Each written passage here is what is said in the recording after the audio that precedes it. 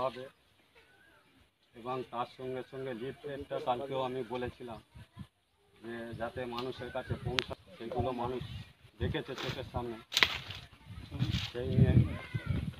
আর আমাদের যে প্রতিশ্রুতিগুলো দিয়েছে মানুষের কাছে পৌঁছে গেছে।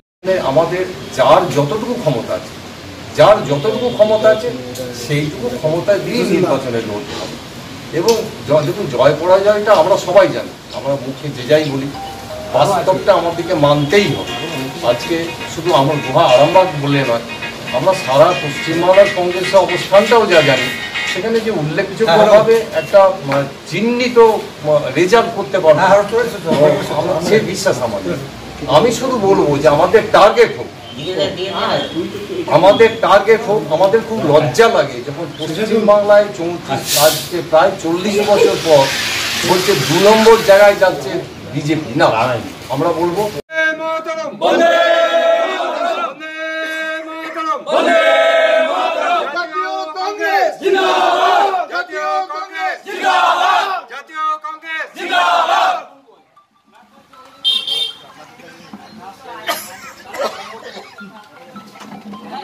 কেমন লাগছে? ভালো লাগছে। আপনি কেন এলেন এই দলে? কারণ তৃণমূল যে প্রতিশ্রুতিতে মানে শুরু করেছে সেই প্রতিশ্রুতি রক্ষা করতে পারে না বলে আমি কংগ্রেসে আপনি কোন জায়গাতে আসছেন? আমি হচ্ছি রোঘাট তথা সাউড়া অঞ্চলে বড়মা এলাকা। নাম শেখ নাসির। কতদিন যোগ দিলেন? সব 100 জনের মতো। কতজন? 100 জনের মতো। 109 জন।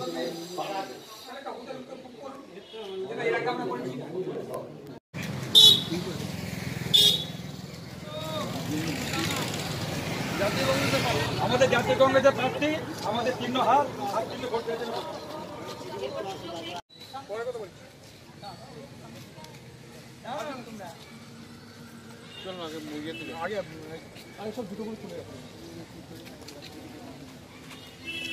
আরামবাগে প্রার্থী আমাদের জ্যোতি কুমারী দাস।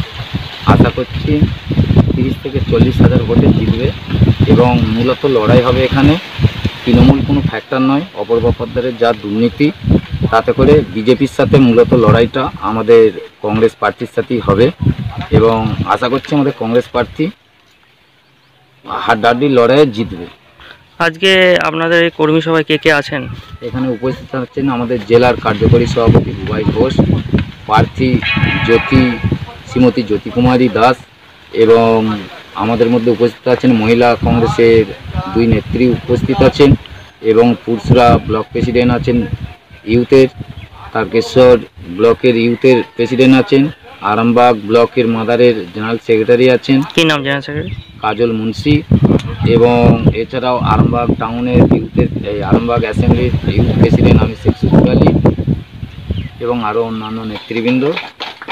আশাবাদী পুরোটা আছি, আস্তে আস্তে দেখছি মানে কনফার্ম হয়ে গেছে যে কংগ্রেস এখানে জিতবে, আমি জিতবো এখানে।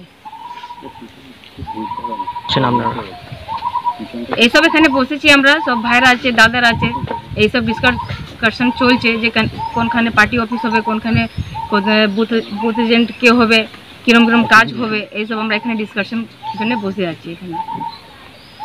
কেন প্রচারে আসছে না সে তো ওনাদের, আমি সেসব দেখতে যাইনি। আমি নিজে কাজ দেখি যে আমি কতটা কাজ করতে পারছি, আমার কাজটা লক্ষ্য কি আছে, কিরকম ফল আসবে, কিরকম কাজ করতে হবে, কিরকম সবাইকে সাজাতে হবে, এটাই আমার এটা মিশন আছে আমার।